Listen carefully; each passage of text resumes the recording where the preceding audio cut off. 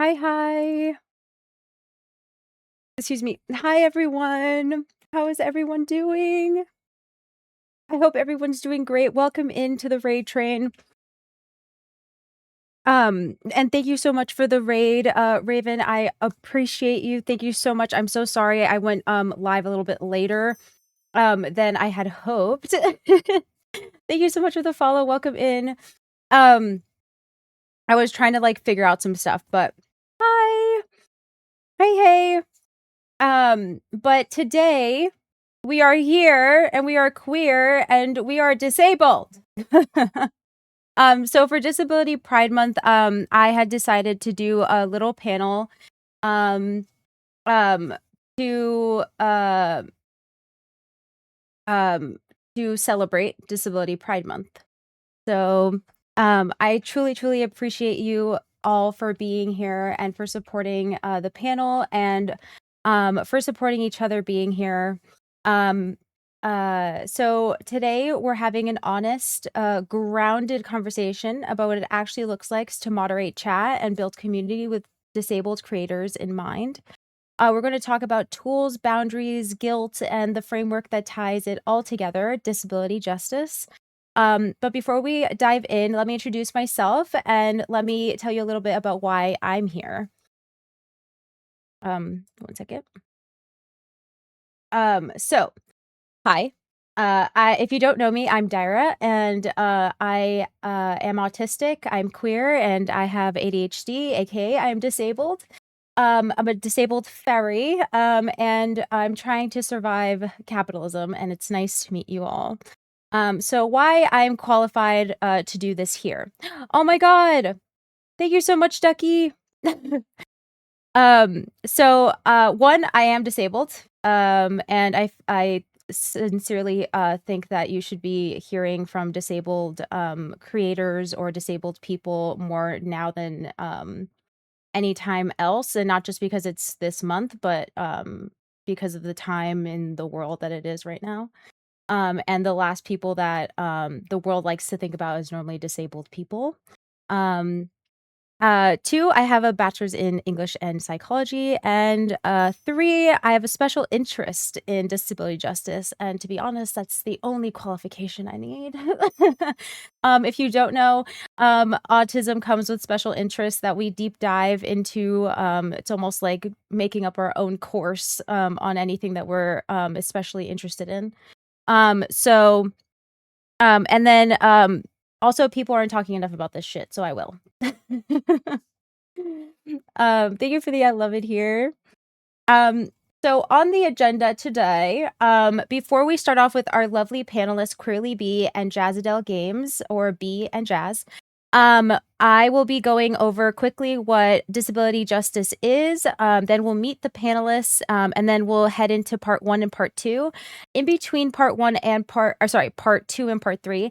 In between part 2 and part 3, we will have a little bit of a break. But I just want to let you all know, I have told my panelists that if they are low on spoons or if they're just, feeling fatigued or anything, we're obviously going to put that at the forefront, and we will cut slides or cut, some questions as needed. We are disabled here, and I do want to keep that in mind. That doesn't mean that we're going to just like power through. I do want to slow down if we have to. So we will be taking a break then. And then lastly, we will go into I actually asked some moderators what their perspective actually is as moderators, just because as streamers we may not have as much experience moderating, even though some streamers are also moderators. um um and then I don't think we're going to do the actionable takeaways just because we may not have time. I have ADHD. I'm a horrible judge of time, and I feel like this may take a little bit longer than the 2 hours, but we will cut as needed. And we'll still get the whole gist of it. Okay, so what is disability justice? if you don't know. Um, so disability justice was coined in 2005 by Patty Byrne, rest in power, and I say that because they are Black, um, who was the co-founder of Sins Invalid. Now, Sins Invalid is a disability justice-based movement building and performance project. Oh, sorry, movement building and performance project.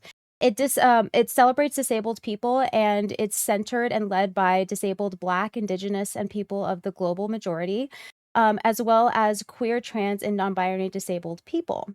Patty was the co-founder and longtime executive and artistic director of Sins Invalid.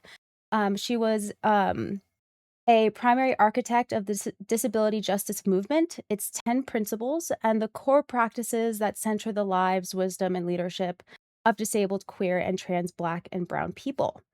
And I quickly pointed out that I said rest in power because please remember that we only use that for Black people. Okay.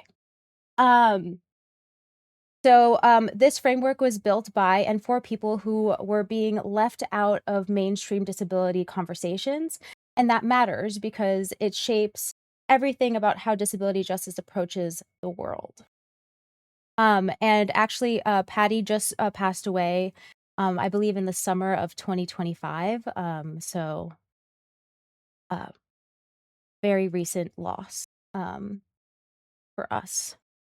So this is a definition-ish, and I only say ish because it's more of a movement and a framework than it is like a concrete definition. So here's my best attempt at a definition. Disability justice is a framework and a movement created to address the limitations and exclusions of the mainstream disability rights movement. Now, the disability rights movement did incredibly important work, things like the Americans with Disability Act, curb cuts, and accessible buildings. But it had a problem. It predominantly centered the perspectives of white, cisgender, heterosexual disabled people. It didn't fully address how race, class, gender, sexuality, and other identities shape the disability experience. Disability justice was built to fill that gap. It asked bigger questions, not just how do we make existing systems accessible, but are these systems even worth keeping? What would it look like to build something better for everyone? Okay. Um, And that brings us to the key distinction. The disability rights movement focuses on making existing systems accessible to disabled people through laws like the ADA, ramps, and accommodations. That work is essential, and we stand on the shoulders of those advocates.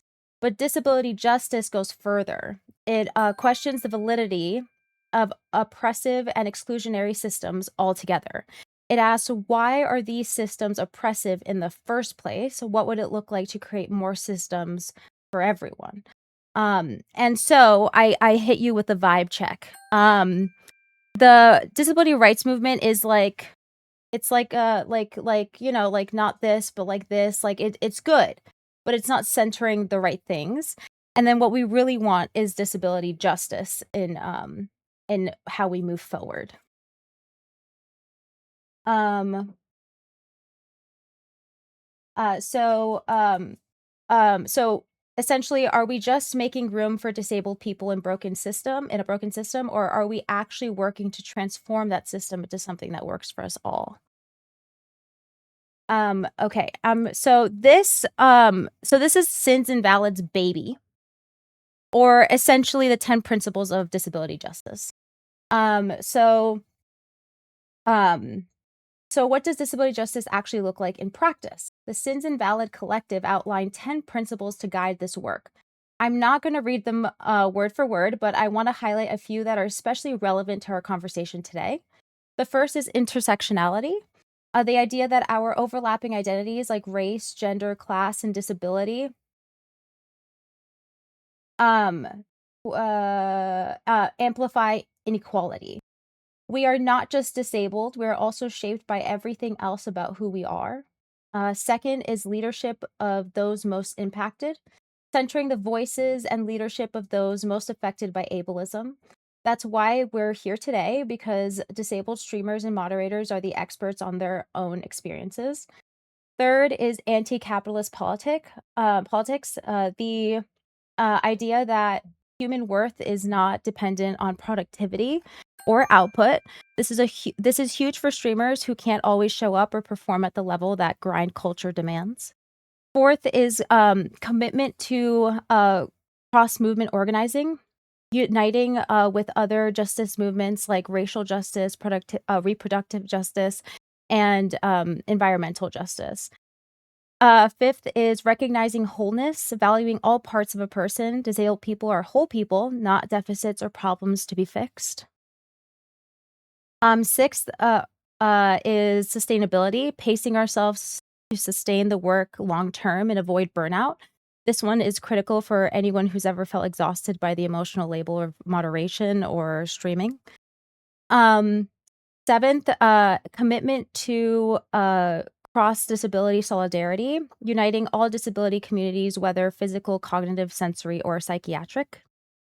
Eighth is interdependence, the idea that we all need each other and no one thrives alone. Ninth is collective. Did I just say we're not going through all of them and then we went through all of them? I hate myself. Anyway. Is interdependence, the idea that we all need each other and no one thrives alone. Ninth is collective access, creating access for everyone, not just individual accommodations. And 10th is collective liberation, the vision that no one is free until all of us are free. These 10 principles are the foundation of everything we're going to talk about today. When we moderate chat, when we set boundaries, when we build community, we are practicing disability justice, whether we name it or not. Okay. And then also related, but unrelated, I want to quickly go over this because I feel like a lot of people just see the flag and they don't understand what each of them means, or each of the stripes and colors mean. The Disability Pride flag was unveiled in October 2021 by its creator, Anne McGill. It shows a straight diagonal banner of 5 colors on a dark background. The dark background represents the anger and mourning over the eugenics and neglect that disabled people have had to fight against throughout history. Each color has meaning. Red represents physical disabilities. Yellow is for neurodiversity, things like autism, ADHD, and other cognitive differences. White represents invisible and undiagnosed disabilities, the ones that people can't see from the outside. Blue stands for emotional and psychiatric disabilities, including mental illness, anxiety, and depression. And green is for the sensory disabilities, including deafness, blindness, and other sensory processing differences. It's a powerful symbol, and I want to share it with you because it reminds us that our community is vast, diverse, and beautiful. Every color represents someone who deserves to be seen and valued, not just in this month, but year-round, here and forever. Okay, so now, very quickly, before we start with the questions, I want to introduce our panelists. So first we have B, or queerly B, they, them. B is a full-time queer and disabled cozy VTuber who features cozy games with good representation stories, as well as crafting and co-working. They focus on, I'm just going to send this in chat if you'd like to read that there. And then also there is B's link if you'd like to check them out.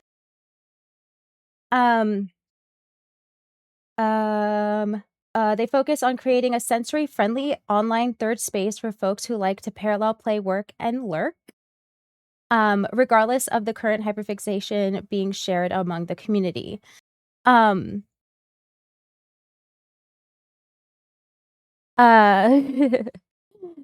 Jazz. Yeah, I can definitely vouch for sensory friendly. I absolutely love going to B's streams and just like putting it in the background and like listening to B. B has an awesome soft voice. It's really nice. And then we have Jazz. So Jazz, he, him, or Jazzadel Games. Jazz is a Southwest Asian Arab, disabled QT POC who streams horror, cozy, co-working, and art content while raising funds for charity. Our mutual aid king. He's extremely big on inclusion, community aid, support, and ethical consumption in our capitalist hellscape. His community is extremely leftist, anti-generative AI, and anti-fascist. Jazz's commitment to community care and political action is inspiring, and I can't wait for you to hear from him. You can connect with Jazz in the link I'm going to share in chat. If you want their links at all, you can either do B or Jazz. Oh, thank you. Thank you for sending it, Mer. I didn't even see that. I'm so sorry. Thank you. Okay, so before we hop in, I'm just going to set the stage. So now we're moving into part 2 of our agenda. This is where the real conversation begins. Before we move into the questions, I want to ground this section in disability justice, which is principle 2, leadership of the most impacted, tells us that when we talk about ableism, we don't look to academics or experts to tell us what's what. Instead, we lift up, listen to, and center the perspective of those who are most affected by the systems we fight against. This means disabled streamers are the experts on their own experiences of harm. We don't let non-disabled people decide what's bad enough. We listen to the people who live it. And principle 9, collective access, teaches us that safety isn't just the absence of slurs, it's the active, intentional creation of an environment where disabled people can participate fully without fear or compromise. Naming harm clearly on our own terms is the first step toward building that kind of access. So I'm going to ask our panelists to share something real with us. Okay, so the first question that we have for our panelists, let me make sure that y'all can hear them. I'm pretty sure you can, though. Okay, I'm going to unmute for them so they can hear me in real time. And then just to do a quick little sound check, do you guys mind saying something just so we can make sure? Hello. Okay, and then Jazz?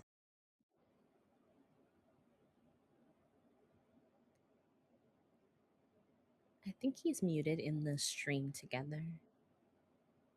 Oh, Jazz, I think you are muted in the stream together.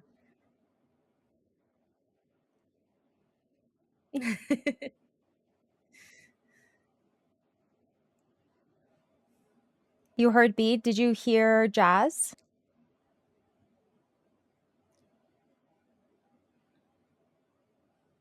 I hear him, so I'm thinking yes, but if chat can confirm, that would be helpful.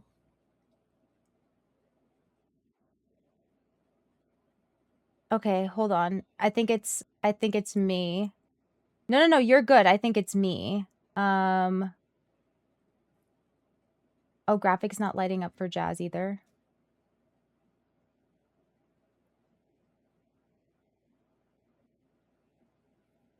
Okay, try now, Jazz.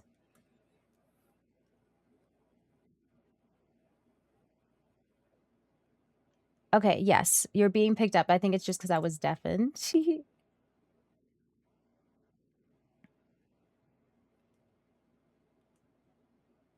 No Jazz audio. Interesting. B, can you talk for a second? Hi, everyone. I'm saying words just to make sure you can hear me. Hello. I wonder why that is. Okay, one second, y'all.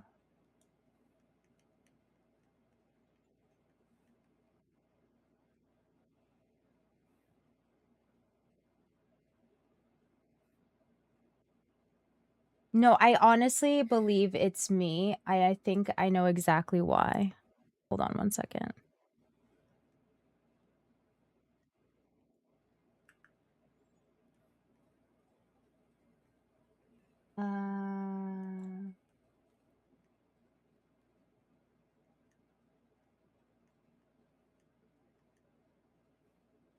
Oh, you know what?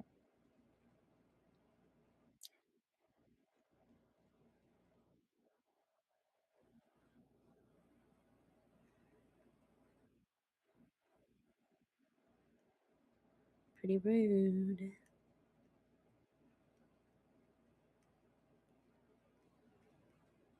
How's everybody's Wednesday, regardless, chat?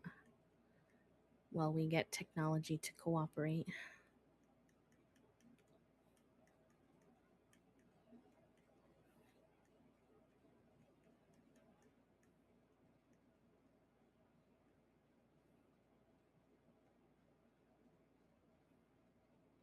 Oh,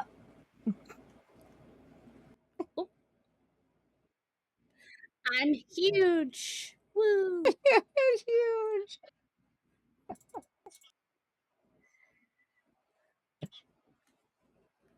I'm No, that's dead. so much pressure. I'm good. No, thank you. Oh, there we go. Okay, so then we just do.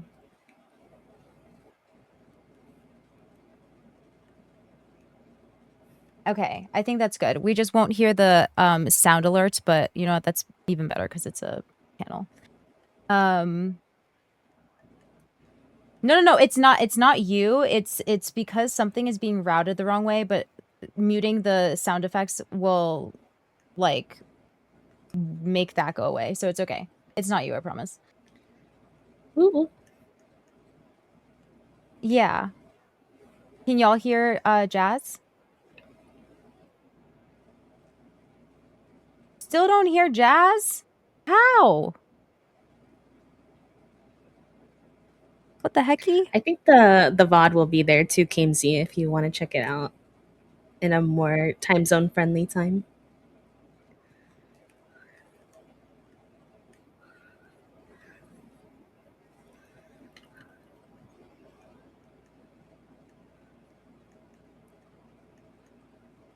Yeah, how is everybody hearing B but not, you know? That doesn't make any sense to me.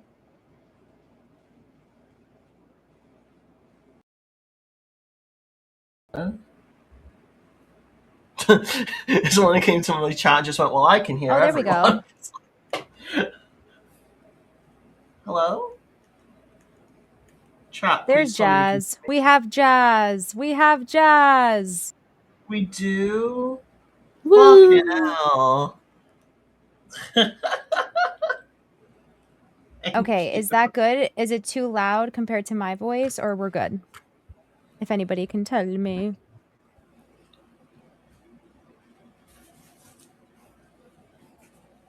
Okay, Jazz, do you mind doing a test? Yes, testing, 1, 2, 3. I'm going to do the annoying one because I never know what else to say. I am quite loud, so let me know if I'm too quiet, if I'm too loud even. I'm here. Okay, awesome. So, okay, let's get back to it then. Thank you so much, y'all. You know, what's a stream without a good audio problem? True. It's true. Okay, so share a specific moment when chat behavior crossed the line from, let's say, annoying to genuinely harmful for you or a disabled creator you support. What made it so damaging? So if you haven't experienced it, if you saw it happen. B, would you like to start?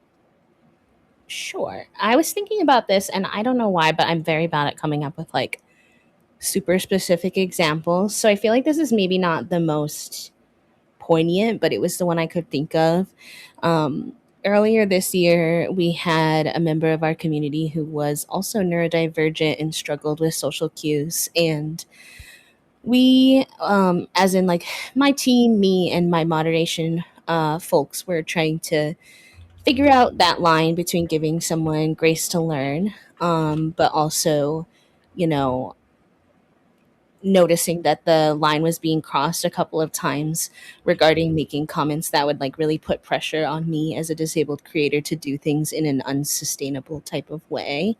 As I'm sure like a lot of other disabled folks will relate to, my schedule has to be very flexible. It's part of the reason that I do this work, because I have like many appointments, and doctors get to choose most of the time when those are going to be, more so than I get to choose. And then also, my body chooses for me when I'm well or unwell. So I had a stream that was scheduled outside of typical hours, and this person had like kind of rudely declared that I should stream at a different time in the day so that they could attend and they could keep their stream streak. And I don't think it was ill intentioned, but as someone who struggles with wanting to be accommodating to my community or just like people around me, it kind of that kind of pressure can make me feel like guilty for only being able to show up as I can with my limited spoons rather than being encouraging. And it was also paired with like several other instances of coming across this way and my mod team trying to explain to them why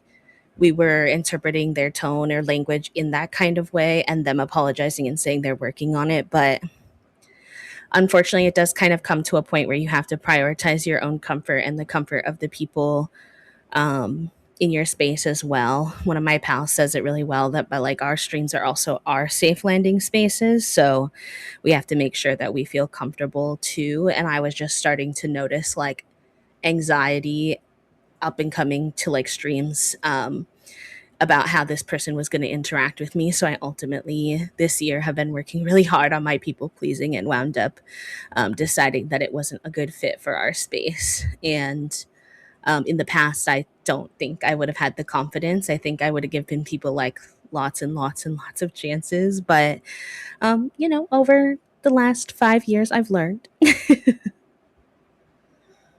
That's great. I absolutely love that you've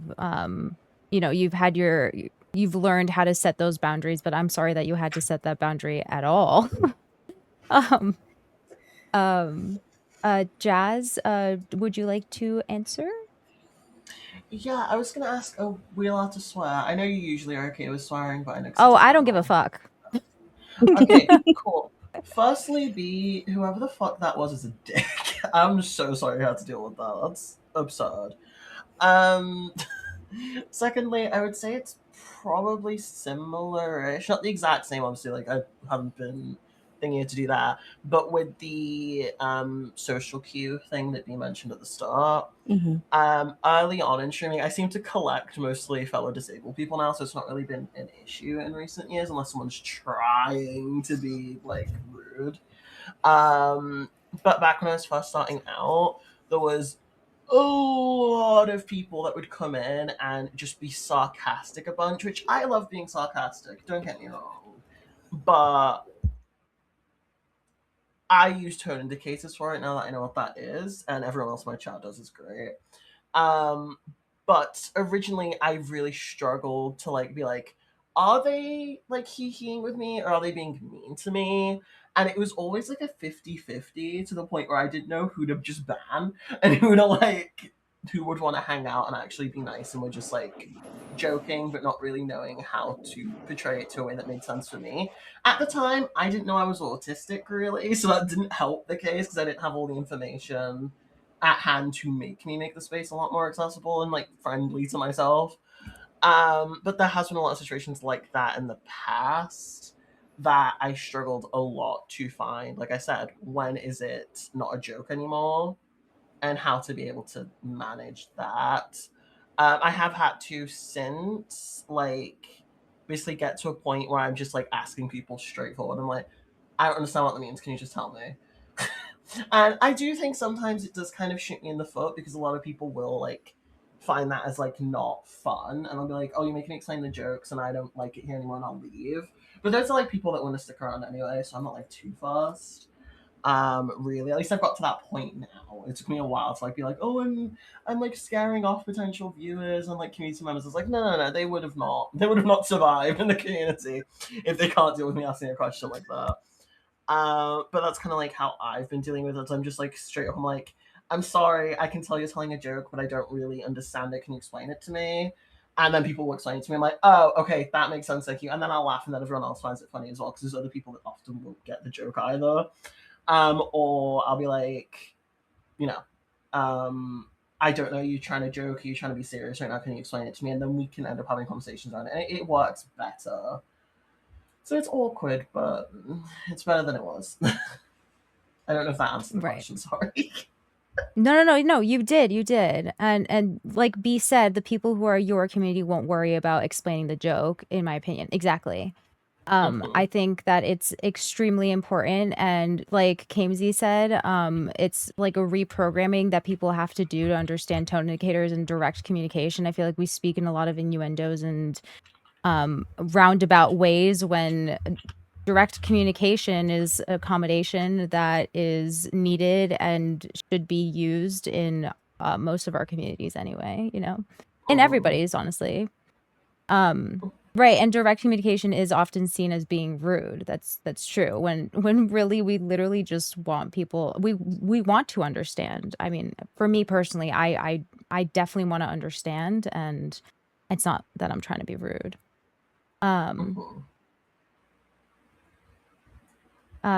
Is a kind communication. Exactly. We have to like reprogram that as well. And make that more of like the norm. Healthy communication without being straightforward at times. Exactly. Yes. So we move on to part 2. 1 second. Okay, so part 2 of our agenda. Before we dive into the questions, I want to ground this in oh wait, this part 2 or part 3? I might have read part 2 before. Okay. Well, you know what? Moving on. Okay. Only one way to find out, right? So walk us through a few of your custom chat commands. Could you show us a non-existent list of banned words and the alternative non-ableist phrasings you suggest in return? So we have B's first. If you want to explain some quickly or not quickly, or just explain like when you might have had to use them. Sure. I just basically went through all my commands, and once I felt had any relationship to accessibility or disability justice, and pulled those out. So we have an action command that I include 3 to 5 accessible current political actions that folks can take if they're feeling overwhelmed with where to start.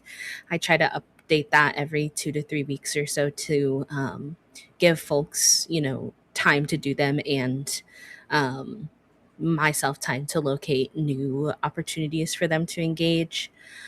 We also have a break command, but I make sure in my break command that it encourages some interoception, since that can be a challenge for a lot of disabled folks. Just checking in with themselves. Do they need to take a screen break? Do they need to get some water, their meds, food, etc.? We have a captions command explaining that we use pixel chat captions, why and how to install them for folks who pop in and say, oh, I really like the captions. Like, how do you do that? They want to make their stream accessible, but they maybe don't know how.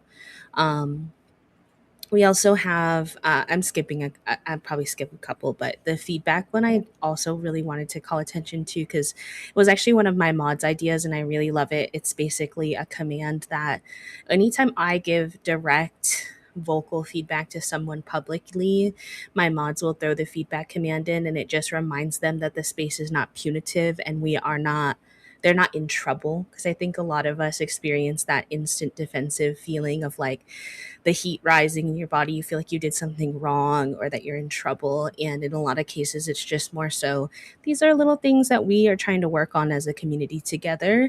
And here's a little nudge in the right direction.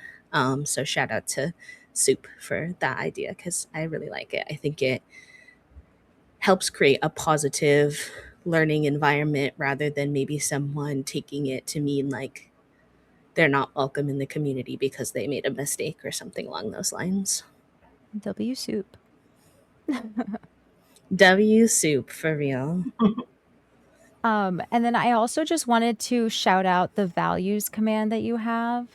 I really love that one. I've seen it in chat. And I love that like you clearly outline what type of space you hold and what type of space you're trying to uplift. And I actually have thought about adding it myself, just because there's all types of people on this here platform, and it's definitely helpful if they understand where they've landed, and not as like a exclusionary type of way, but more as like this is how we move around here so that everybody can be comfortable and accounted for. So I like that. Oh, thank you. Yeah, I think back in the day, I'm trying to remember what the creator's name was. There was this lovely couple. They were both trans creators, and they both streamed, and they streamed crafting. I'm so sorry, I can't remember their name. If anyone knows by chance who I'm talking about, feel free to give them a shout. But they had such lovely commands of all kinds about values and expectations in their space. And I was like, you know what? I do think it's really important to be verbally actionable on these things, but some days you are just coexisting, playing a game, and having the visual text reminder of those things, even when you're not necessarily directly speaking about them, I think discourages anyone from who might be problematic from hiding in the shadows a little bit. It's not Right. perfect, but And I think you also have it as like a timed message, right? Because I think the way I saw it in chat yeah, was a timed message. Yeah. I it love just that. kind of flows through along with our other ones that are on timer. Yeah, y'all That's can awesome. steal any of them. I don't mind. I mean, preferably adjusted to your own community, but Right. Yeah.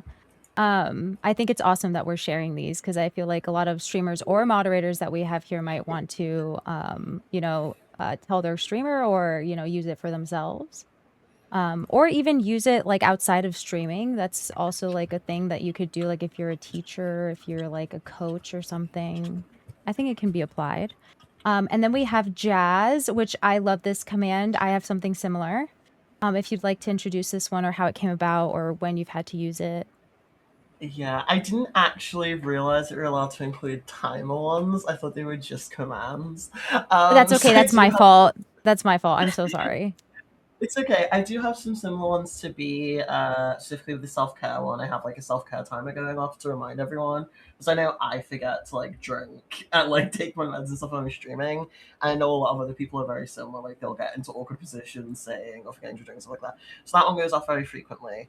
Um, the one that I use the most now will probably be in a list of a couple, because I am definitely stealing some of these. Thank you so much.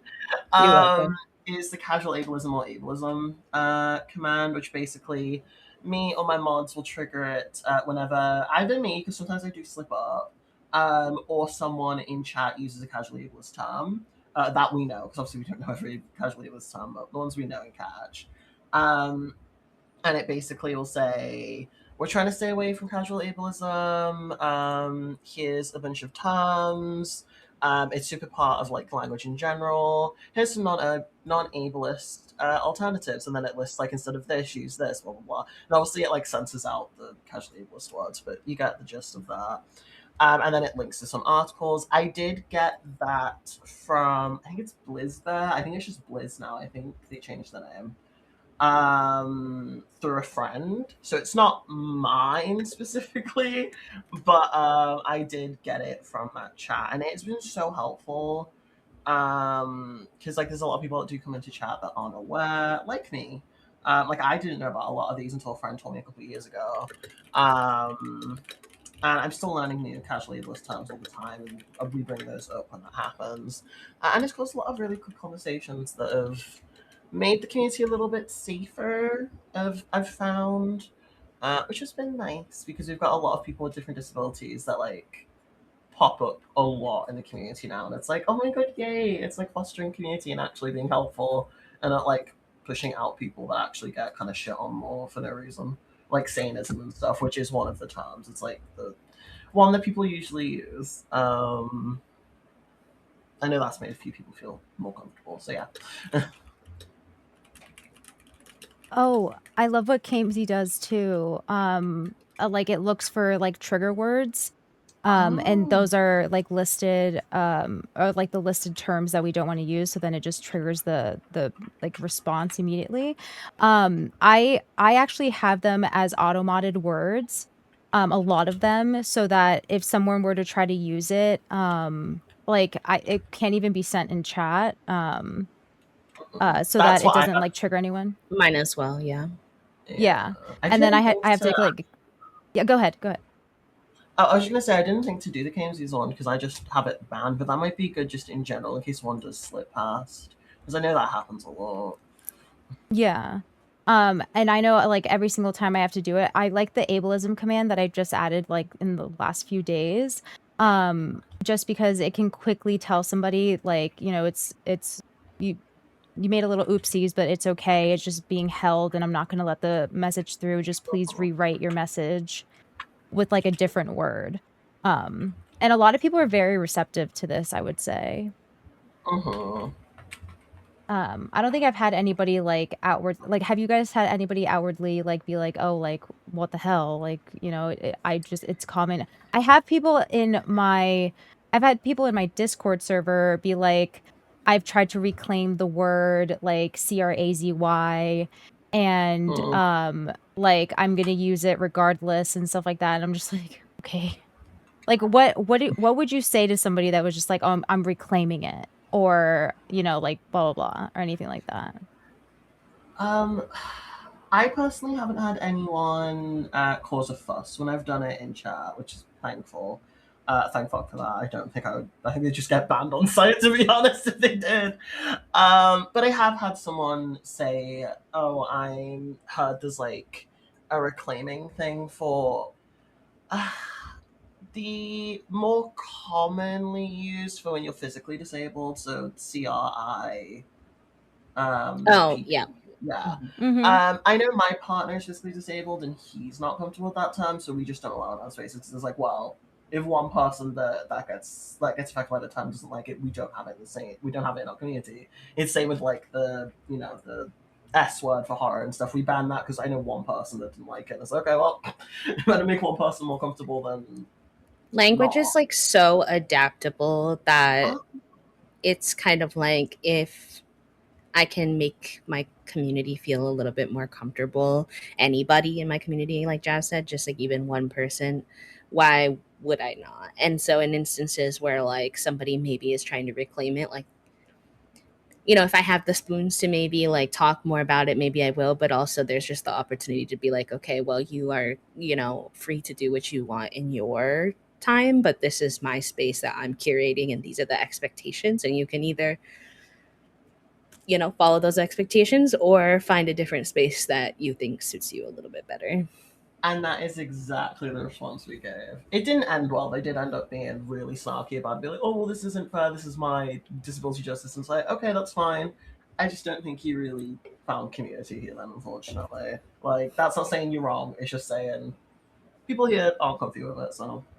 But that Right. is exactly the same way. Yeah, like, if it's going to make others uncomfortable, why not just, I don't know, use it somewhere else? Like, I know, I like saying as a joke, and some of my other friends do, when we address each other, it's like, oh, hi, queers! Like that as like a joke because we're all like queer.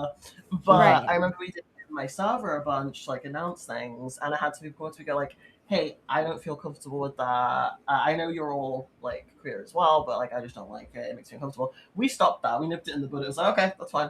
Like it's really not that hard to just adjust how you act when you know other people are uncomfortable by it. And it's really weird that people really don't like that. I know. I feel like it makes like people very upset when they feel, well, obviously if they feel like their free will is being taken away, but then also I feel like there's also a component of them not being open to correction and like, you know, kind correction or gentle correction or constructive criticism. They take it they start getting very defensive and take a lot of you know, they'll put a lot of ego into it instead of, you know, just taking a second and being like, okay, you know what, like I'm not being attacked, I'm just being like corrected, right? Like I'm not in crisis, I'm just uncomfortable. um okay.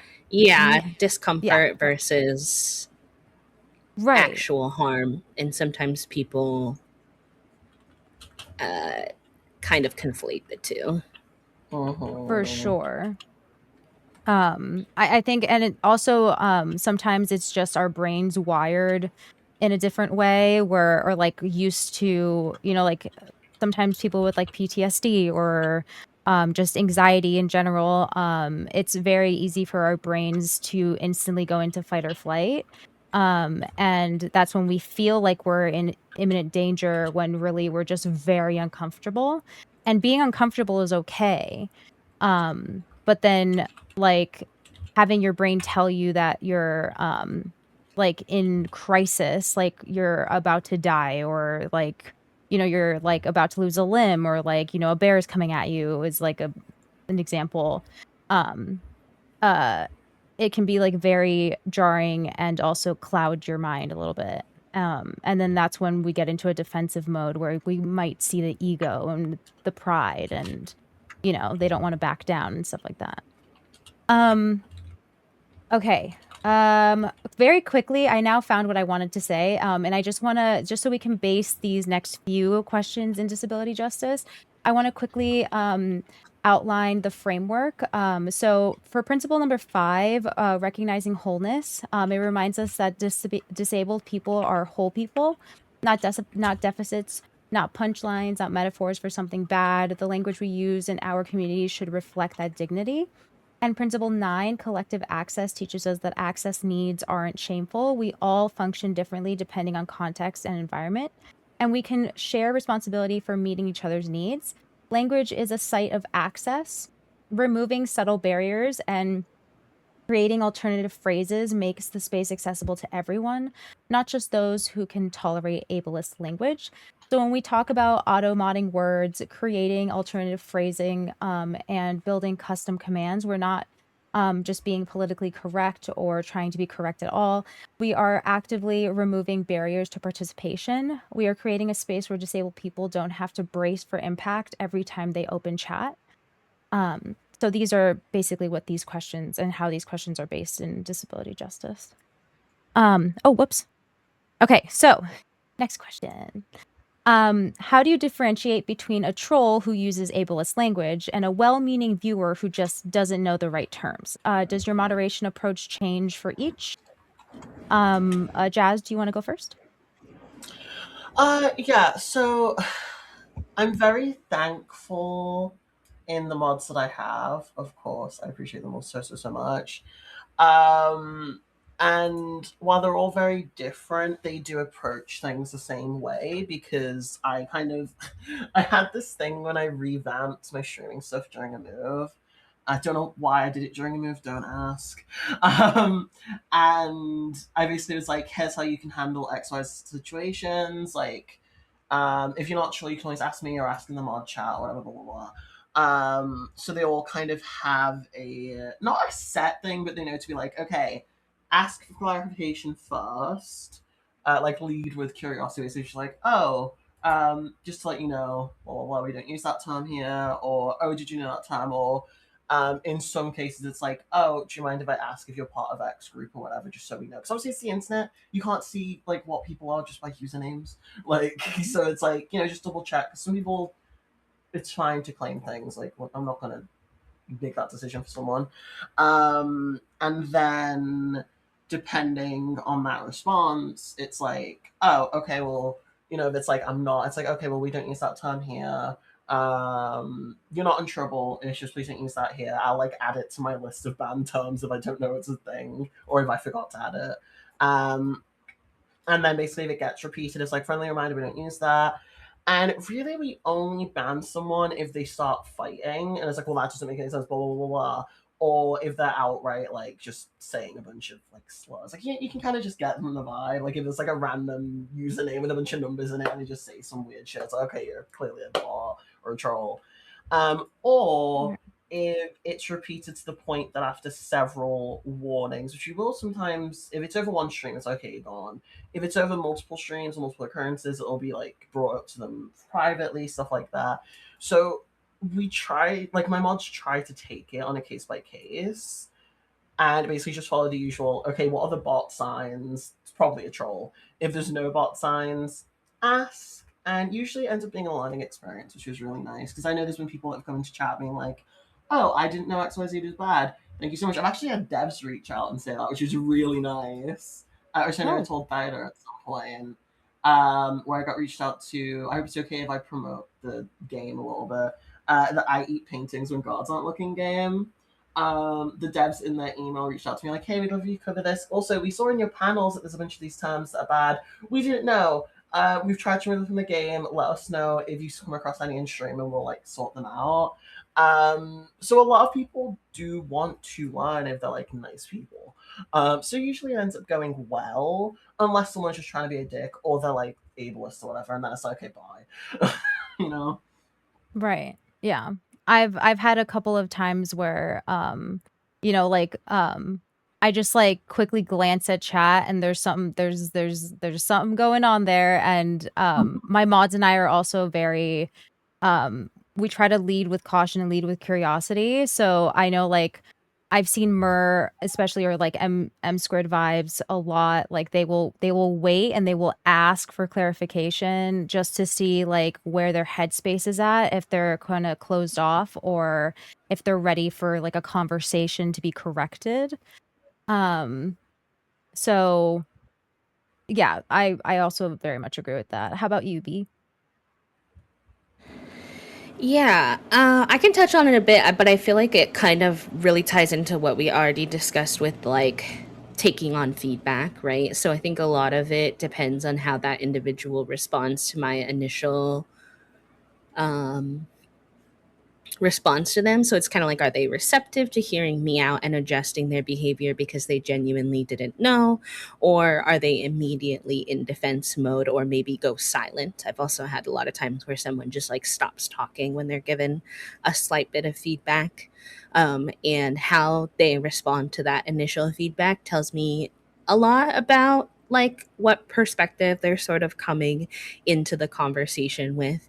And I definitely feel like my moderation approach and my team's approach is more compassionate when we know it's someone who wants to genuinely learn or had no ill intent in maybe the question they were asking versus someone who's trolling or clearly doesn't care about the community. It can be a little tricky to differentiate between the two sometimes, in terms of I've always tried to be cautious from banning someone just for coming across as maybe like weird or awkward, because I feel like that can very quickly devolve into removing neurodivergent folks or folks who struggle with social cues from your space, especially Yeah. because a lot of Twitch etiquette is unspoken.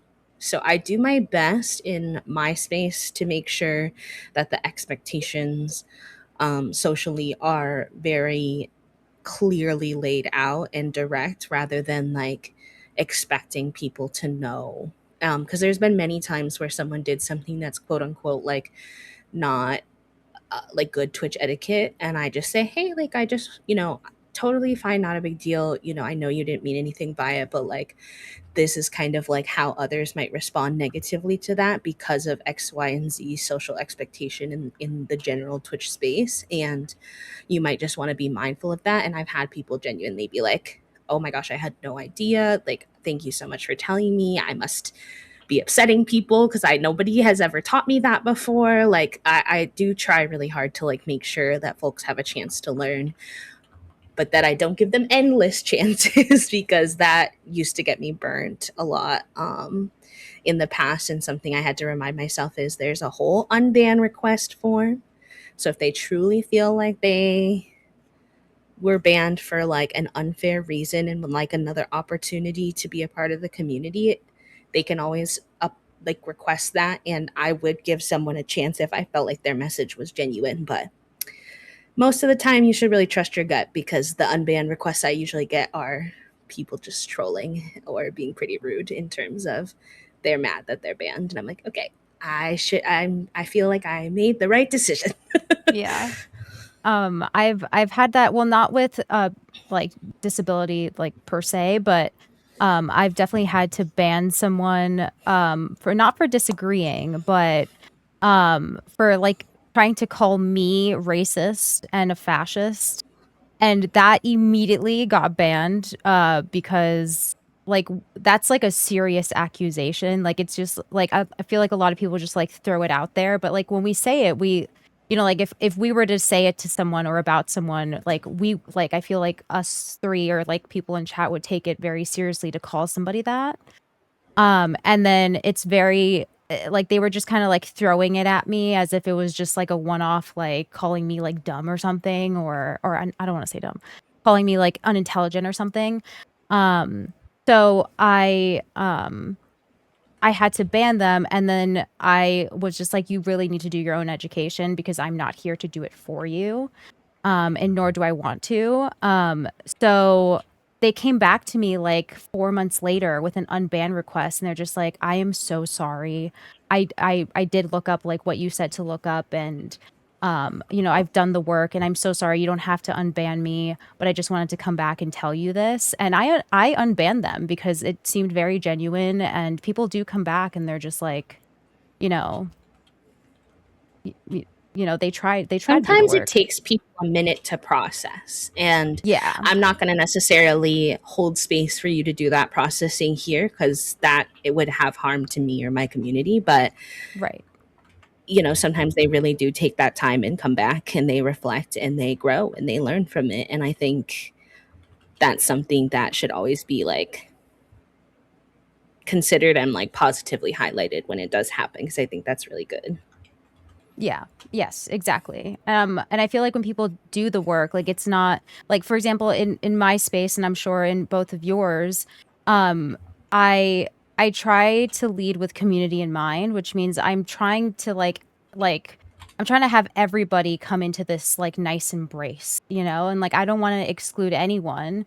And if you have some work to do and you're here to do it alongside us, not have me do it for you, then I want you here, you know? Like if you're just at the start of your journey, you know, you're just switching to like this side of the road, then like I want to have you.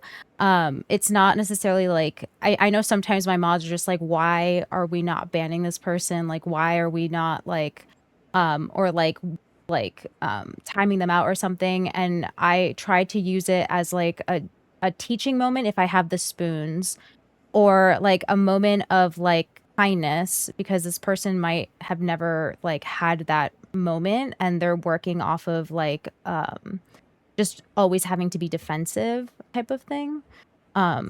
Also, you know, I'm autistic. I get it. Sometimes like social cues and social interactions just aren't my thing. So I never, like you said, you don't want it to devolve into like a being like prejudiced against like autistic people or people that don't get social cues as much, you know.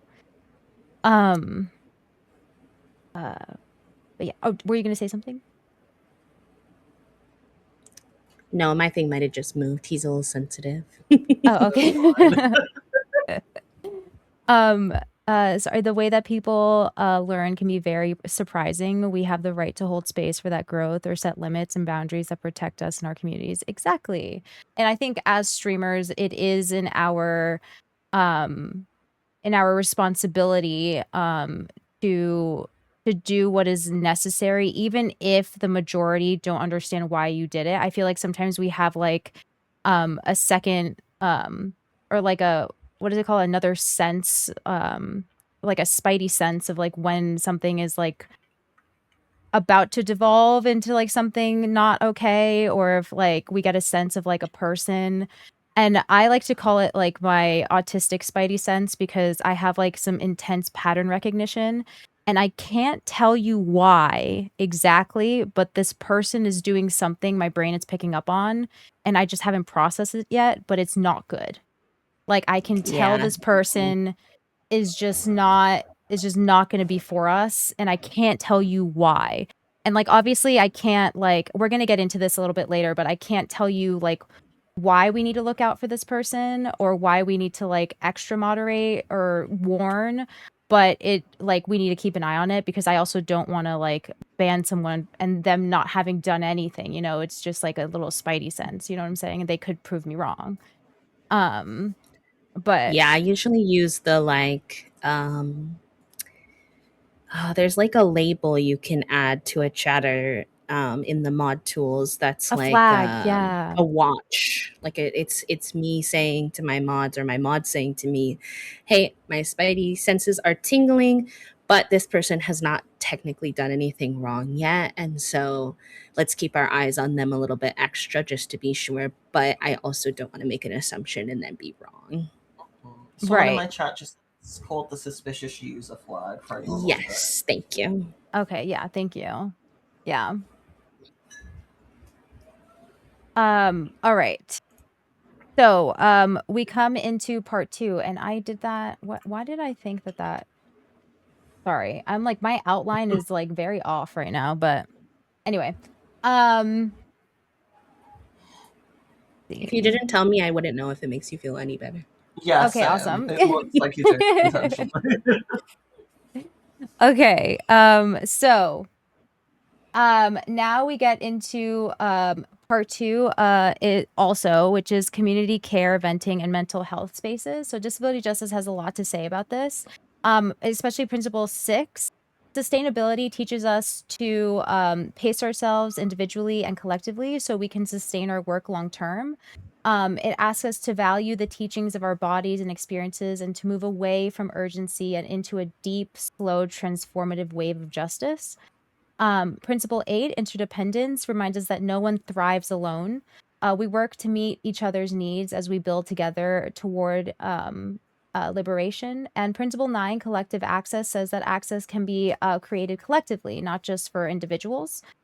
So when we talk about setting up Discord channels for venting and mental health, we're not just being nice, we're practicing interdependence. We're building sustainability into our communities. And we're learning sometimes the hard way how to structure those spaces so that they don't burn out the very people they're meant to support. So let's talk about what that's looked like for you two. Okay, I just want to make sure we're on time.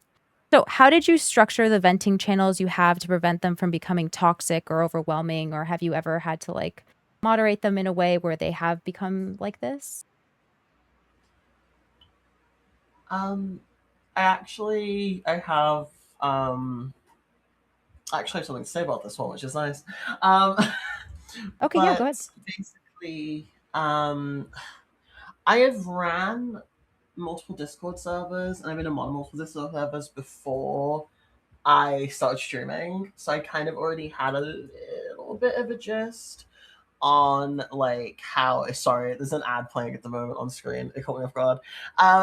There's I've seen it before where with particularly vulnerable groups, which are mostly the people that I'm friends with, there's a lot of reasons to vent, and a lot of them can be very extreme, and no one really knows whether they're allowed to vent about some things. They're also not really sure if they want to be like in a place that has a vent channel because it can be very overwhelming to get like a bunch of bad news notifications a bunch.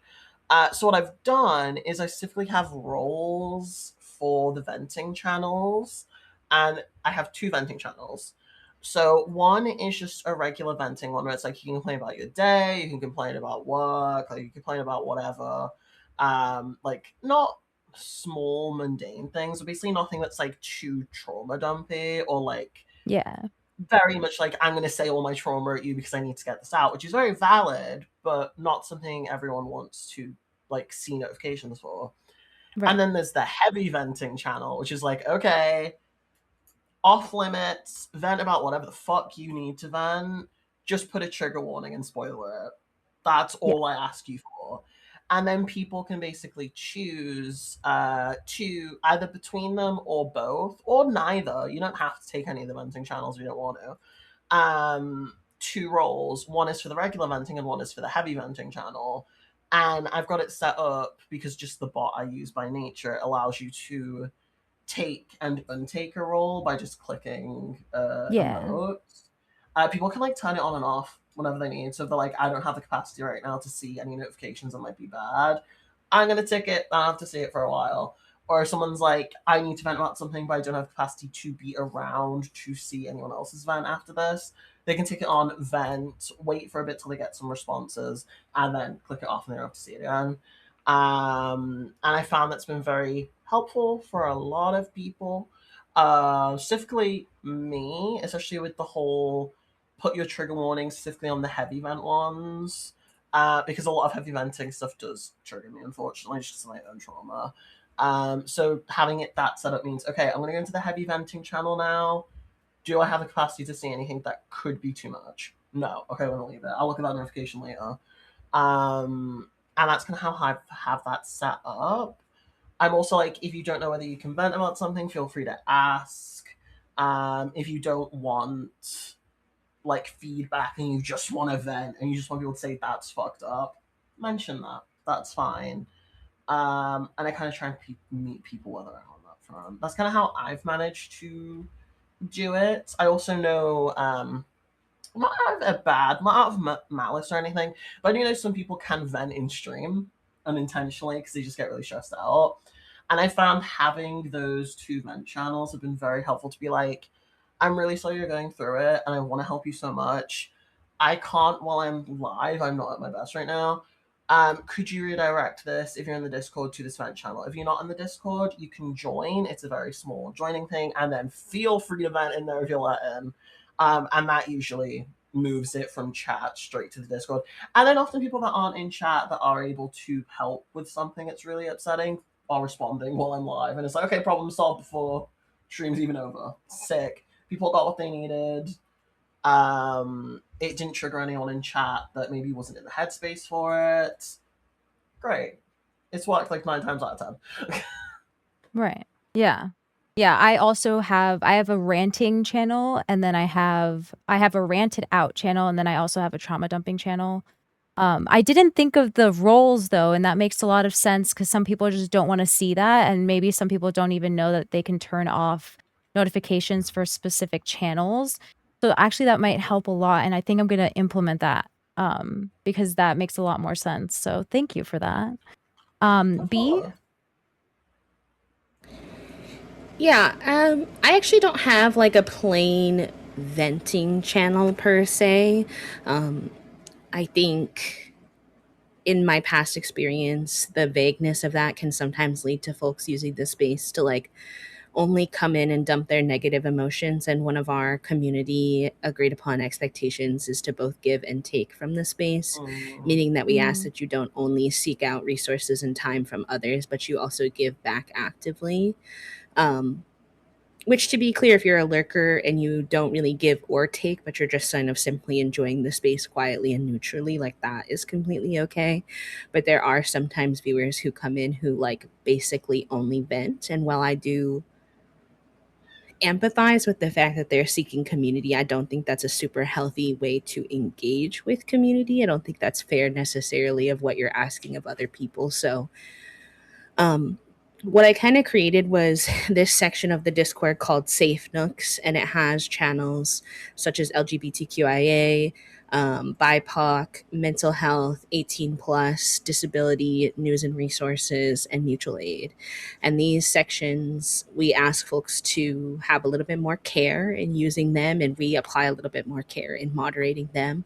And we ask folks to be mindful of what's reasonable to share in a public space and to use their discretion in that way, using like content warnings and the blurring tool that Jazz had mentioned if they think that that might be something that's triggering for folks, so that folks can opt into seeing it. And the channels are also opt-in. So if you don't want to see any of those kinds of topics of people venting or sharing that kind of stuff, besides our mutual aid and news and resources one, those are like all opt in for whoever wants them or not. But in the off chance that we do see like the mental health one, I think kind of winds up being the one that defaults to be sort of operate sort of similarly to how y'all's venting channels are set up. And in the off chance we do see something that the mods or I feel is like beyond our team's capacity to hold space for, we'll usually delete the message. I try to copy and paste it before I do that in case having access to it is important to that individual, in case maybe they want to try to rewrite it, or just having it not be deleted after they put the effort into typing it could be like hurtful. And then I'll have either myself or a mod send like a private DM kindly expressing why we think it might be beyond our capacity, still showing love to them and what they're going through. And if they are looking for that, maybe something like some mental health resources for someone who's like a professional in that case. So that's kind of how we handle it, because I don't know, in the past, venting channels have just gone a little spicy in ways that I'm like, okay, I'm not a therapist, that's not, I don't want to overcommit myself or my mods in a way that could then accidentally harm someone, even though our intentions are good. Right. Mhm. I think the only reason that I was okay with the trauma dumping channel was because I am trained in trauma informed therapy. So I can like I guess because I am trained in those spaces, I can like not have it come on me as much as somebody that may not be trained in that way, which is very important because you don't want it to then bleed into your own trauma or your own stuff. So I actually very much appreciate that you kind of like knew your boundaries and knew your limitations, and so you created a boundary for the whole community essentially, so everybody could be safe. So I very much appreciate that. So thank you for that. And thank you for sharing like what you did, because I know not everybody always wants to have these channels, but wants to have something like it, or wants to have a place where people can still like come and, talk about these sensitive topics or like yell into the void. Which I love that you call it the void channel, by the way, KMZ. Um, um, so I love that you kind of created something like that, but not necessarily that. So I like that. I like that a lot. Um, um, okay. So, specifically for, like your mods, like as streamers, that like have these types of channels, is there anything that you've like taught, your moderators, in this sense, to like look out for or to be cognizant of, and like how they respond? Because I know you said that you have either you or a mod message this person, or I don't know, Jazz, if you ever had like somebody said some like like real spicy like be said, and like have you maybe not trained your mods, but like modeled how to take care of that? And then what are those training or boundaries they need that are different from regular chat mods? Jazz, do you want to go? Yeah, sure. I luckily haven't in my streaming specific time had a vent channel get spicy. I have And I previously. think, sorry, just very quickly.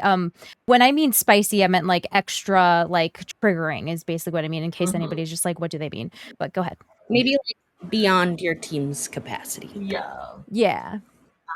So I haven't had that happen in my streaming time, basically, thankfully.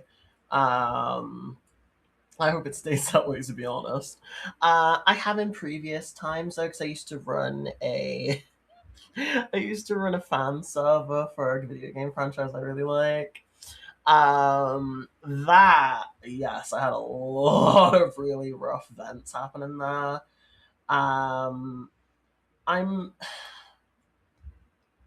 I think maybe I don't know. I think I'm just the way I process things. Um, this is gonna sound really mean, and I'm so sorry.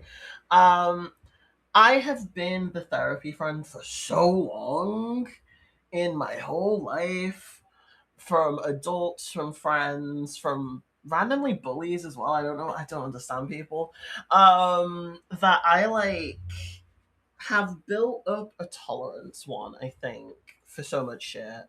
But two, to the point where I am like, if something does passes my capacity, I will do a hug emoji, which I know it sounds so bad, but it's a group server thing. So I will do a hug emoji, a heart emoji, like just as like a, I'm here, I'm listening, I hope you're okay.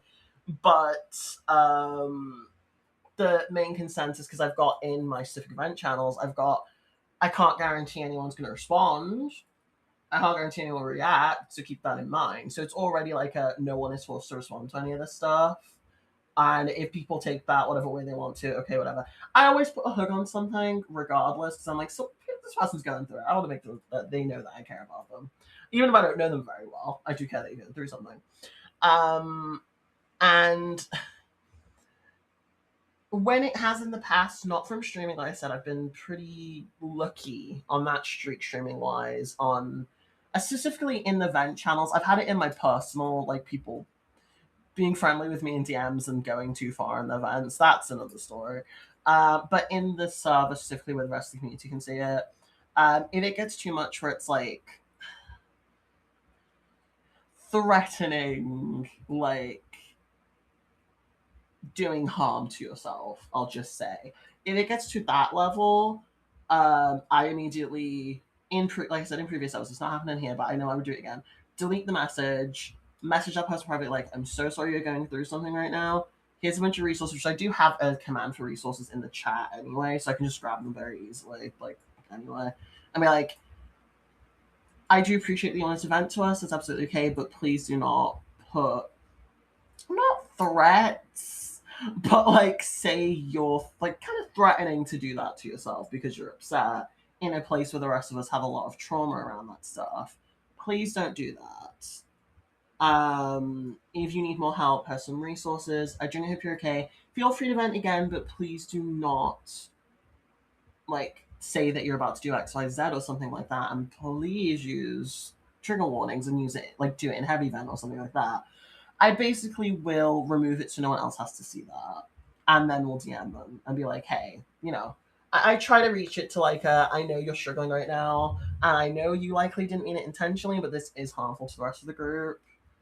Right. So here's ways to take care of yourself. And the links are like hotlines to call, but also like, I think it's like online therapy sites and stuff that, not fucking BetterHelp, but ones that I've specifically used to like find a therapist and stuff like that, and things like that. And it has worked all those previous times I've done it. It's not been in a while, like I said. I haven't had it in my streaming time, thank fuck. This is not an invitation for any of you to do that to me. I'm not in the mood. But that is how I've handled it, and that is how I will continue handling it personally. My mods, we haven't had any like formal conversation about that, but I'm very particular with my mods at this point. I have like 4, maybe 5. I think maybe 5 actually. If you count, because some are just server specific, some are stream specific. It's kind of like a little bit like that. I know we all have the same mindset of that, where it's like, if it could harm other people, remove it. So I haven't had to say that, but maybe I should actually. That's something I should probably bring up. But yeah, it's mine.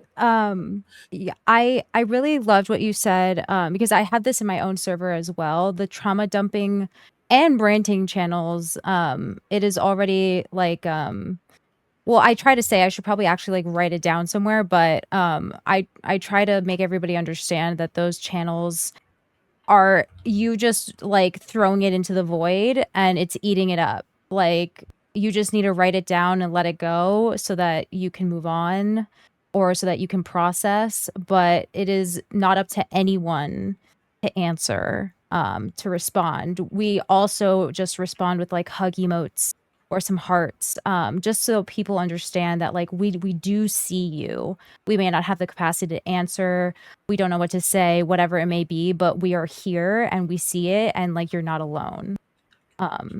So we do have that as well. B, I don't know for your channels if you had said anything with your mods or anything. I guess just by nature of how I select mods, I do kind of look for folks who I feel like have pretty solid communication skills to begin with. So I don't feel like I've had to do super formal like training or anything. We do have a mod frequently asked questions document with like that outlines some of the basic expectations I have for mods in the community and all of the commands that we have, that I give them when they first join. But a lot of times I've noticed by just like maybe happenstance or comfort as to how it happens is that the mods, if I'm maybe not in a place to be able to send the message and someone else can do so in a more timely manner, because if we are deleting their message, I do really want to follow up pretty much immediately with that DM so that they're not left with any time in which they're wondering like what happened, why did my message get deleted, kind of level of confusion. My mods will often like send me or the group like the message that they're intending to send and just get a little bit of confirmation from me or maybe some of the other mods like, hey, does this sound like it's hitting that sweet spot of like, I still care for you. I'm sorry you're going through X, Y, and Z. However, these are our community boundaries, and unfortunately, your message has scooted past those boundaries a little bit, and here's why. And so a lot of times just getting a little confirmation from one or two other people is enough to kind of make sure that we're all on the same page and that the messages that people are receiving are like similar if they're doing like a similar behavior. That's awesome. I like that. I love that you do have that that doc. I also have docs for my mods for mostly like safety protocols and like commands, but actually now that I think about it, I should probably write one up for like best practices and stuff like that. But my mods again, I'm very selective as well, so they kind of understand what is to be said. If they don't, then they just ask me. But normally with these types of channels, because I am trained in trauma informed therapy, it's just deferred to me, which I don't mind. And so then I kind of handle it by messaging the person, like walking through like, how they're doing and essentially like doing like a suicide check-in, if it gets to that point, and making sure that they have the resources they may need. I've had many times where my mods are just like, did you see what was said in the trauma dumping channel and have you checked in with them yet? And then I do so. But yeah, I feel like these types of channels to have in your Discord, I think are important. But I can also see where there's levels to it, right? Where we have like B's level of just like, we're keeping boundaries around this, but we can still talk about it, just not as in like, but like our community has, but only so many, like skills or like limits and boundaries that we need to keep everybody safe, right? And then where Jazz and I have like a full on like vent, but like we also like you can only like ask of us so much. And you can only post but only so many things before we're gonna check in and tell you like this is please get the the help that you may need, because we are not necessarily mental health professionals either. Yeah, I think it's like a tricky balance sometimes to find Yeah. because I used to work in education. My degree is a build your own degree, so it's kind of complicated, but I also took several like counseling courses and things in that nature. And so I definitely have the skill sets also, like Jazz was saying, therapy friend, long time, therapy family member, long time. Been doing that since I was like 7. Oh, damn. So the skills are there, but I think Doesn't mean it's you have important to. to remember that, yes, exactly, that just because you're capable of something doesn't necessarily mean that that is inherently your responsibility or that you Yeah. have to have the capacity. I think for me, being a disabled creator, I already operate with like a lot less capacity than the average creator. And Spoonage. Yeah. I just kind of have a little bit of a boundary that that's not exactly, I don't know how to say this without, I do want to care for my community. We talk a lot about being able to express, like if I'm asking you how your day is, you do not have to give me like a fake answer. I want you to feel like you can say I'm having a shit day and here's, what's going on and be honest, but also I unwillingly played that role for a really long time, so I don't really want to get like in a position where I'm feeling obligated to play that role when I don't have the capacity to do so either. Right, exactly. And I think as a person, like a community organizer, you also have to understand your own limitations, not just the limitations of the community or your mods. So that means that that makes perfect sense. I think I have chosen to take on that role, but that's a choice all my own, and that's everyone's choice all their own, you know. Um okay.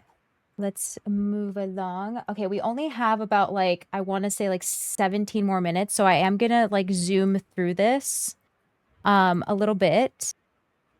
And hold on one second. And I'm going to start with this one. And then I just want to see what's next.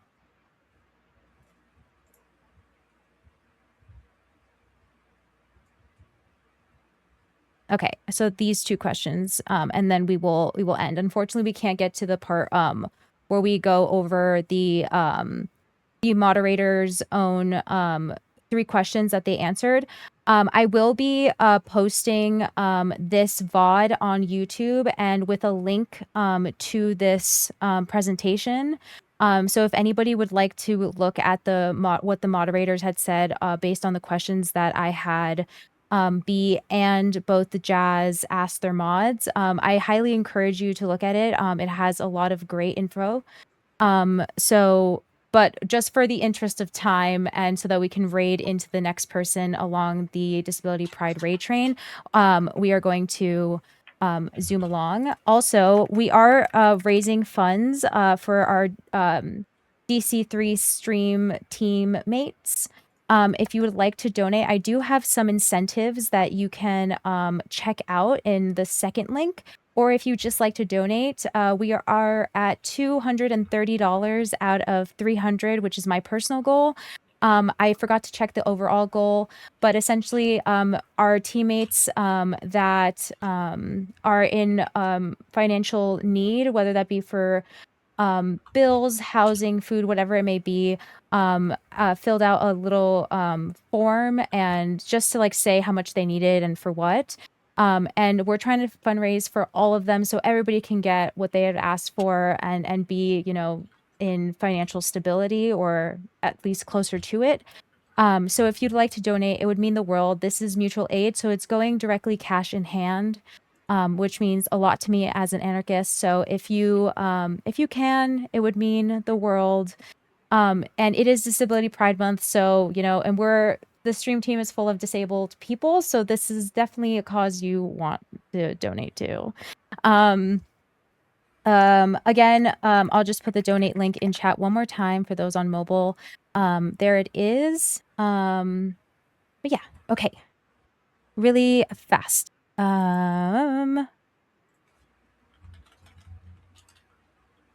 Okay, so I just want to quickly go over this right here before we go into the next question. And let me just find my slide. Okay.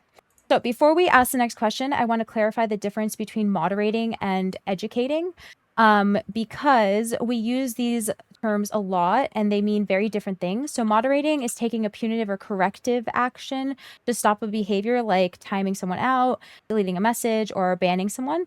And educating is engaging with the person to explain why their language or question is problematic, offering a better alternative, and turning the moment into a learning opportunity. Both are valid, both have their place. The question is, when do you choose one over the other?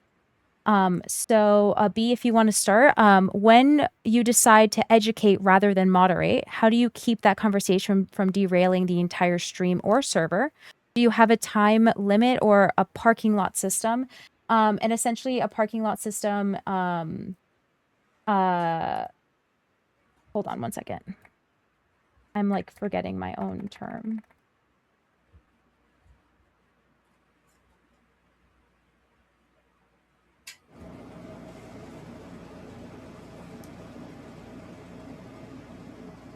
Okay, so essentially, a parking lot system is what is used in facilitation and meeting management. It's a temporary holding space for off-topic, complex, or time-consuming questions or discussions that would derail the main conversation if addressed immediately.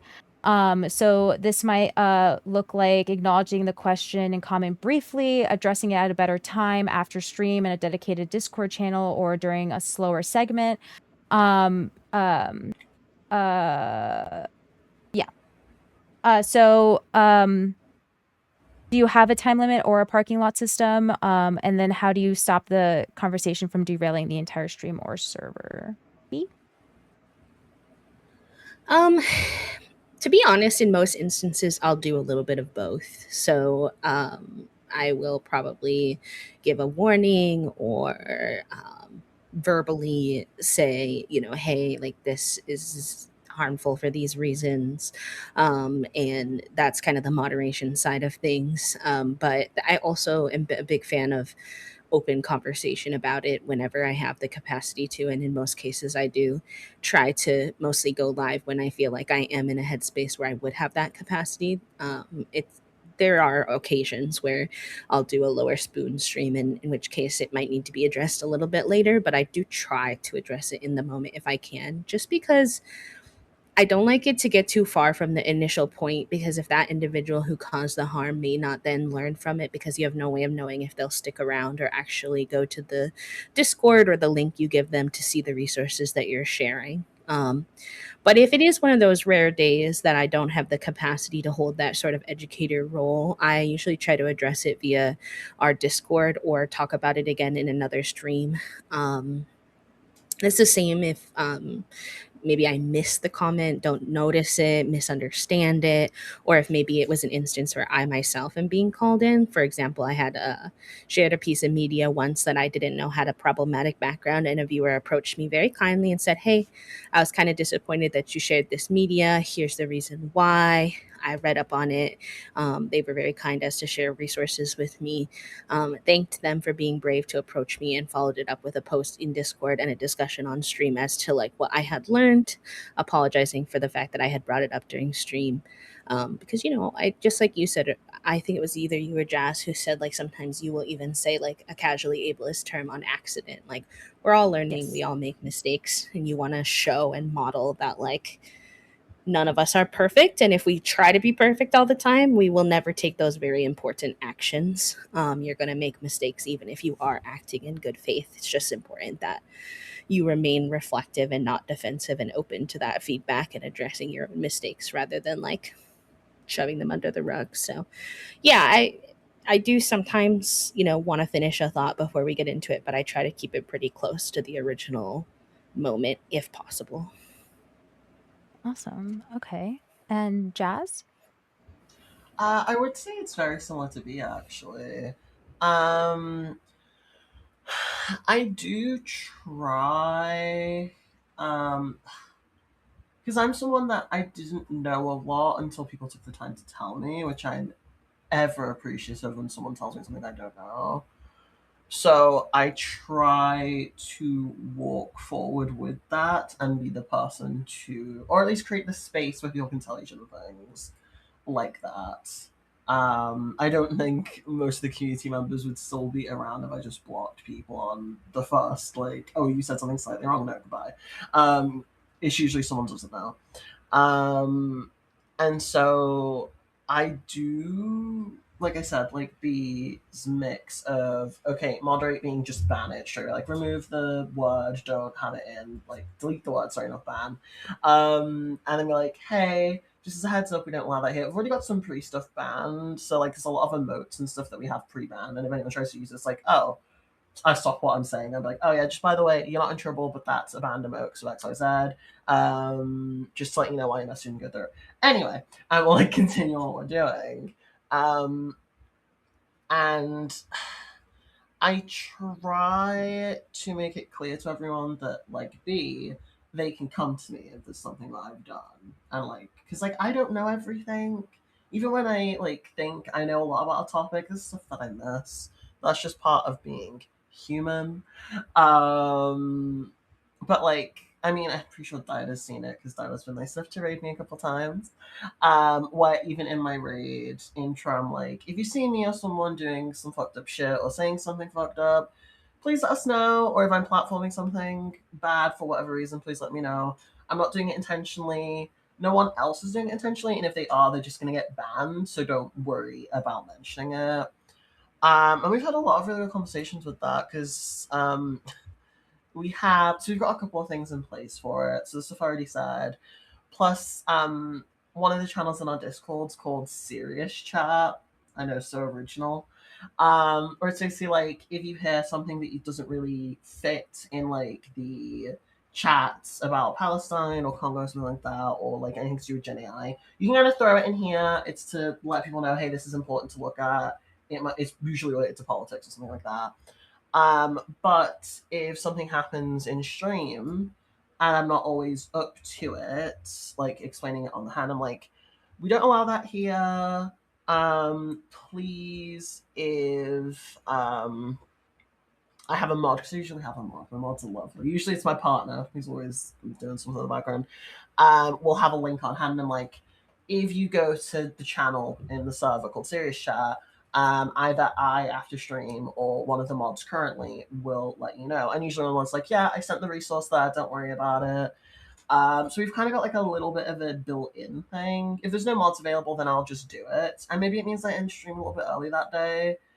I'd kind of rather take that time to explain it. It's not that like anyone's, wrong for not doing that. That's just personally how I like to handle it. And it usually leads to a lot of really interesting conversations happening in the server while I'm live, and then I come off stream and I'm like, why is there like 20 notifications in this channel? And then I end up learning something that someone brought up in chat that I didn't know about, because someone's linked like a bunch of resources. And it's like, oh, okay, cool, sick. I've learned something, you've learned something, everything's great. And I just find signposting these different areas where it's like, resources are shared here, or if I don't have the capacity, I'll mention it here in a bit, or a mod will do it, or whatever. Kind of helps those conversations happen regardless of the state I'm in. And I also just kind of go over the place generally anyway whenever I'm talking, so me getting derailed isn't anything new. It's fine to get derailed for an educational plane on my stream at this point. But I hope that answered it. I love that. And I love that I feel like us three are very open to having a stream derailed, or at least stopping and just making it a teaching moment if we have the spoons, because I feel like that also largely depends on if we have the spoons to make it or to derail in general. I know that sometimes I don't have the spoons, and I kind of just have to like shift the conversation and be like, I love this conversation, but not as much as I want to talk about it more, I am not in the right headspace or something like that. Okay. So I think that is actually going to be our last question. As I said in the beginning, I do have ADHD and I'm not a great judge of time. So when I make these presentations, they normally will run a little bit longer than I had expected, or I think that it's going to be shorter than it actually is. But either way, I am disabled and mentally ill. So we move on. I want to thank you all so much for showing up and showing out. Thank you so much to our panelists, Jazz and B, that very kindly accepted my invitation to be on this panel. And I want to thank you all for being here again and for being a part of this raid train. Don't forget to donate. Oh, I think sometimes we can feel a false sense of urgency due to capitalism, and it's okay to sometimes say, hey, I don't have the capacity for it right now, but come back to it when you can. Yes, exactly. Yeah, thank you so much, Lena. Thank you, everybody. Give it up for our panelists. So we have a clap command. Clap. There is B's information, and here is Jazz's information. Thank you, Seth. If you'd like to check them out, definitely do. And Jazz, check out their schedules as well to see when you can stop by and say hi. Thank you again. Yeah, of course. Thank you, Aaron. And we are going to be going over to. I feel like I'm gonna butcher this, but is it Margarita, right? Margarita? And they're gonna be playing some Pokemon Emerald version. Please make sure you check out their rules panel if they have one, just so that everybody stays within those. there's the DC3 raid message in chat. If you could please copy, and we'll paste that into Margarita's chat when we get over there. And yeah, thank you again for coming, y'all. I truly appreciate you spending time here with me and with us. Let's start headed over there because I think they are ready. We're gonna be a little bit early, but I think that's okay. I'm sorry we didn't get to a question and answer portion, but if anybody has any, feel free to DM it to me on Discord. I have the same username here on Twitch that I do on Discord. And I can, if it's okay, Jazz and B, if I pass along any that may be directly for you guys. Yeah, of course. Of course. And if, Okay, awesome. somebody asked if we ever would want to do a follow up or whatever, and like if it makes sense for people, I'm always down. Same. Oh yeah, I'm always down. Yeah, I'm always down to do like a part 2. Electric also, Boogaloo. A great host. I wanted to say that because we almost left without saying that. Yes, thank you for all of the behind the scenes work that you put into making today possible too. You know, I know Thank that. you. I can see the PowerPoint. That took time. That took effort. Same. Yeah, it really did.